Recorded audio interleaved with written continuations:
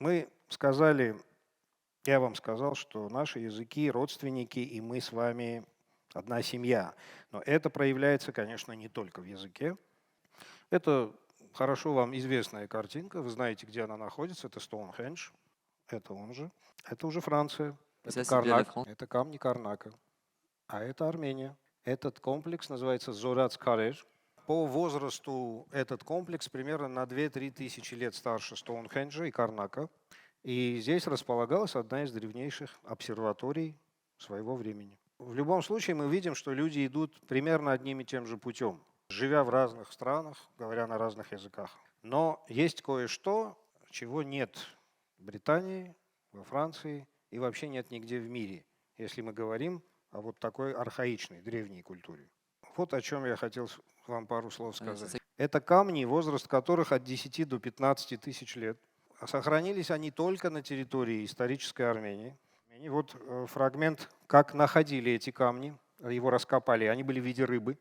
Это уже упавший камень, они стояли вертикально. Сегодня найденные вот эти камни, на одной стороне которых рыба, а на другой изображение быка и шкура быка, это голова и шкура быка. Сегодня они стоят, например, на улицах наших городов, находятся рядом с нами, и очень мало кто знает историю того, что это такое. Так как мы понимаем, что это очень важно, вот когда мы говорим о культуре, мы говорим о том, чтобы сохранять, продолжать и передавать. И поэтому мы, например, я и мои коллеги, мои друзья, мы решили, что надо детям такие истории, например, рассказывать и в виде анимационных фильмов.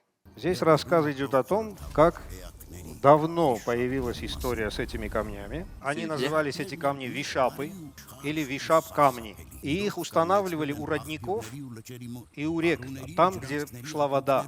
И посвящены они были нашей матери-богине. Матерь-богиня Анаит, она была покровительницей воды. И ее символом была рыба. Люди приходили к этим камням, совершали там жертвоприношения, в частности, жертвоприношение быка.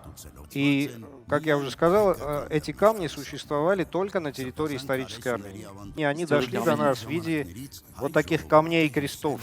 Одно из важных явлений армянской сегодняшней материальной культуры – это хачкары, крест-камни. Так вот, они берут свое начало именно от этих камней. Но это мы говорим о богах. Là, on parle de divinité. Но люди с какого-то времени занялись строительством.